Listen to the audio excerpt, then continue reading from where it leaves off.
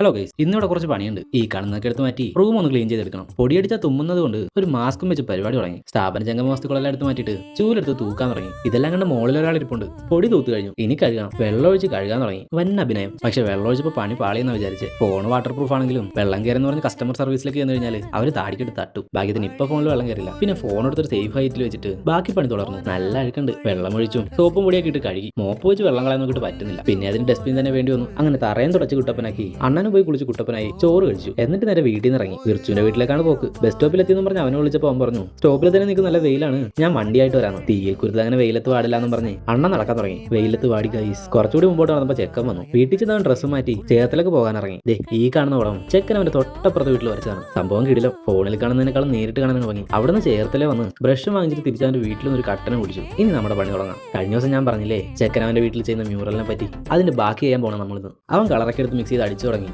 പിന്നെ അണ്ണന്റെ കരിയറിൽ ആദ്യമായിട്ടാണ് അണ്ണൻ മ്യൂറൽ പെയിന്റ് ചെയ്യാൻ പോണേ. വിചാരിക്കുന്ന പോലെ അല്ലാട്ടോ, നല്ല പാടാണ്. ക്ഷമയുടെ നെല്ലിപ്പലക തകരും. നമ്മൾ സാധാരണ അടിക്കുന്ന പോലെ വലിച്ചു വാരി അടിച്ചുകൂടലല്ല ഇത്. നല്ല സമയമെടുത്ത് കുനുകുനാ വേണം ഇത് ചെയ്യാൻ. കുറച്ച് കഴിഞ്ഞപ്പോൾ മംഗളാമ്മ ചക്കയും ചാമ്പൊക്കെ ആയിട്ട് വന്നു. അതും കഴിച്ചൊരു 8-9 മണി വരെ അവിടെ ഇരുന്ന് പെയിന്റ് അടിച്ചു. ഇത്രയും സമയം ഇരുന്ന് വച്ചിട്ടും ഈ 3-4 കുനുപ്പാണ് ചെയ്തു തീർന്നത്. ഞങ്ങൾ രണ്ടും ചെയ്തതിന്റെ വ്യത്യാസം നോക്ക്. അണ്ണൻ ചെയ്തത് ഡാർക്കായി പോയി, ചെക്കൻ ചെയ്തത് ലൈറ്റ് ആൻഡ് പെർഫെക്റ്റ്. അങ്ങനെ ഇന്നത്തെ പരിപാടി അവസാനിപ്പിച്ചു. അങ്ങനെ അവന്റെ ബുക്ക് എടുത്ത് നോക്കുമ്പോഴാണ് ഒട്ടിയിരിക്കുന്ന പേജ് കണ്ടത്. അണ്ണൻ അവിടെ ഇരുന്ന് അതൊക്കെ വേർപെടുത്തി. ഒരു മനസുഖം. പിന്നെ ചേച്ചിയുടെ ഓരോ കലാപരിപാടികൾ.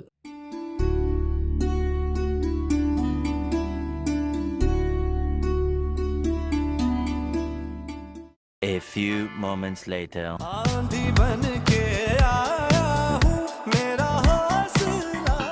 അങ്ങനെ അവിടെ ഫുഡും കഴിച്ച് അവൻ എന്നെ കൊണ്ടൊന്ന് ഡ്രോപ്പ് ചെയ്തു. ഇന്നത്തേക്ക് ഇത്രേ ഉള്ളൂ. അപ്പോൾ ബൈ.